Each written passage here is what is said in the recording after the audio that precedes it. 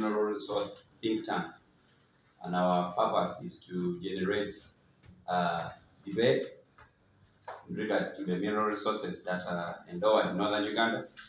We want to get the debate and create awareness, and also see how best we can uh, channel the angles of advocacy towards this mineral resource wealth that is within northern Uganda.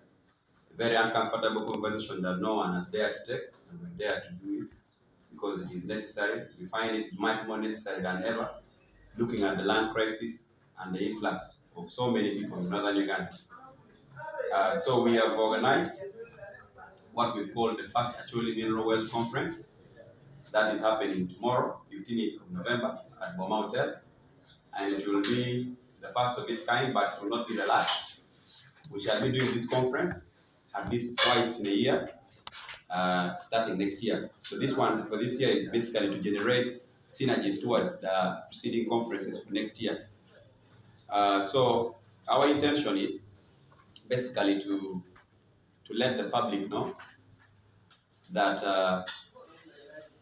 the value of land is not just basically what we see on the surface for farming. The value of land must also be looked at towards what we see or what we don't see underneath the land, and that is the interest that we've brought on board. And we've categorized this into 8 issues, looking at the 8 districts within Acholi sub-region. And we've done proper work on it, which will be coming into the form of a paper presentation that we shall share. Every attendant of the conference will have at least a hard copy of about 40, it's a 40-page document detailing the key mineral wealth that is within Acholi sub-region, district by district, the ones that have already started work on, the different companies involved, the gaps that we see missing on issues of environment, on issues of land surface rights, issues of compensation, issues of transparency that we want to bring on board. So that is basically why we want to have this mineral wealth conference. Of course, our objective number 1 is to raise awareness, as we've told you, about the mineral potential within Acholi sub-region and how they will impact on the lives of people. And then to also see how best we can foster dialogue among the different stakeholders from government, private companies, the local community, and then to see how best we can work out the challenges that are involved in these mineral explorations and the opportunities involved. Develop maybe a few other strategies and initiatives to see how we can unlock this mineral potential. And in this conference, we've invited people from across the different stakeholders, the different angles of life. We've invited all the district chairpersons from the 8 districts actually. We've invited the district speakers. We've invited religious and political leaders. We've invited also the cultural leaders. And as you may note, the paramount chief will be the one to open the conference tomorrow, Roronende Vilachana. We've also invited key policymakers and key researchers in the field. We've invited, from government, we've invited Ministry of Energy. They have not yet confirmed. We've invited Petroleum Authority of Uganda. They have confirmed. This morning, as we're coming in here, we had not invited them. I think it was an oversight, the ministry, the office of the Prime Minister. So the minister called, showing interest that she also wants to come for the conference. We've invited Total Energies, Total Exploration and Production Company, E&P, for this same conference because they're a key stakeholder, and we have some questions that they may need to address. And then we have also invited Uganda National Oil Company, So basically, when we began our journey towards this direction, our approach has been, we may not blame the leaders in office because they may just simply lack capacity. So the issue is not about blame game. The issue is what can we do as us, as young people who have been working in this field. Personally, I am still having a running working agreement and a contract that I've been doing consultancy in the South Sudan oil field. And I've seen the challenges, or at least I've seen with my eyes. We've been working on reports there in regards to issues of compensation, issues of the environmental degradation, and the impacts it has directly on life. A case in point for South Sudan, I will tell you, if you look at the area of Group Corner, Unity State in South Sudan, they're having issues of gene mutation because of the poor waste disposal.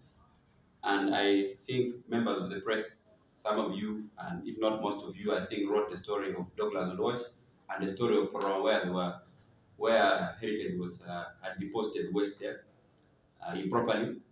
And of course, we've also done extensive investigation that we're still doing more. But of course, I can tell you that it is worrying that the government data that is on their website says that they did cleaning of the dumping pit. But you know, these repercussions don't come one day. You may find that you are sitting in this house, you would have eaten cassava that came from Dogos Olochi's environment or the vicinity of that area, because with oil and gas, if it is crude oil, if it is oil waste, the impacts are as bad as you see it. You'll have issues of gene mutation, you'll have issues of traces of heavy metals in your blood. So that's why we've invited people like stakeholders like Petroleum Authority of Uganda to come and answer questions of compliance, because they're the ones that are regulating the oil industry. Of course, we also wrote to NEMA. We don't know whether they're going to come, but at least we made it on record that we've written to them. After this conference, we shall have other areas of engagement, including having meetings with these stakeholders. So when we had this, when we started this move, our interest was to focus on the oil debate, because we feel the issue of oil and gas is not being discussed in Acholi. Government has not recognized Acholi as a key stakeholder in the oil and gas industry. Yet they know very well, and we have the data. At least we've managed to get the data. So in the event that they try to hide, at least we'll bring them on table. Then we have this. Can you bring what you have? Because up to now, government has not shared the production sharing agreement. We don't know where they're paying, who they're paying for the oil and gas exploration that is happening in Uganda. But we are aware that there's a lot of syndicate already. I believe all of you have been following the current debate that has been going on in Parliament about the UNOC taking monopoly over oil imports in the country. How UNOC has already been registered in Kenya as a private company for some individuals within the state. So there's a lot of information hiding, there's a lot of demand that we want to push towards transparency and equity. We also have to have a sense of identity as Acholi in the debate for oil and gas. We don't want the situation of the Niger Delta to happen here, where the local community are simply having the effects of the oil and gas. We're already having it. All of you have heard how the elephants or the wild animals in the park are destroying crops and attacking families in Moya. I spoke to the member of parliament. Unfortunately, I told you some of them may not have the capacity or perhaps the goodwill. Ours is not to throw blame game. Ours is to give an alternative position and assert that position to the public. Because we feel this problem of the elephants, the people of Moya are going to live with it for the rest of their lives. Perhaps. Why? Because if you look at the biodiversity report of the Tilenga project, it is not comprehensive enough to capture how they will manage the impacts of the heavy traffic in the park, the impacts of the dynamite explosions in the park, at the oil exploration. So we want to challenge these different stakeholders. That's why we have called this mineral conference.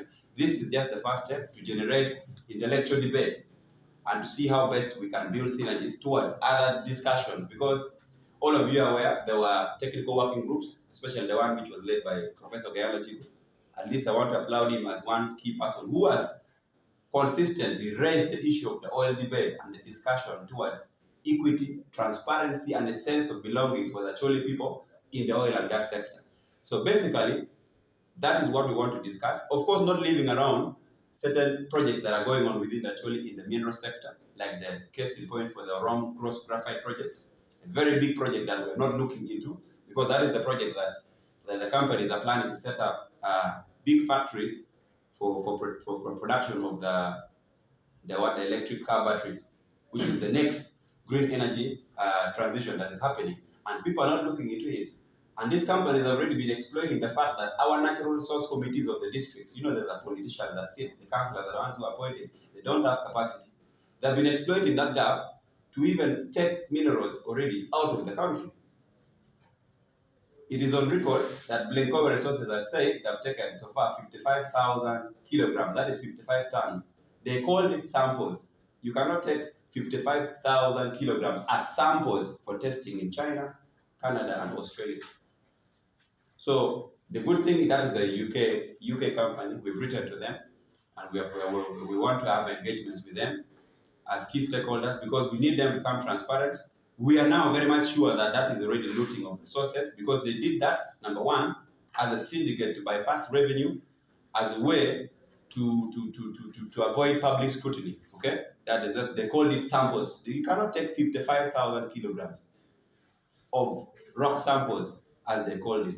So we want to bring this debate and we want to bring it strong. So our interest is, after the conference, we shall then we shall develop conference positions, some of which we have as ideas now that we shall discuss.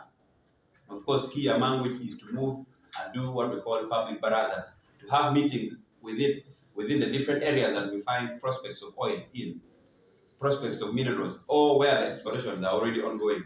Our interest is also to write and engage other stakeholders, like like the international oil companies that are involved in all these arrangements. So the journey we have taken with this conference is a very long journey, and we encourage the media to always follow this journey, because we believe it's a long journey, but it's a very important journey on the future of Acholi. And this conference has a theme that we put it very strategically. We called it the vast Acholi mineral resources versus the land crisis.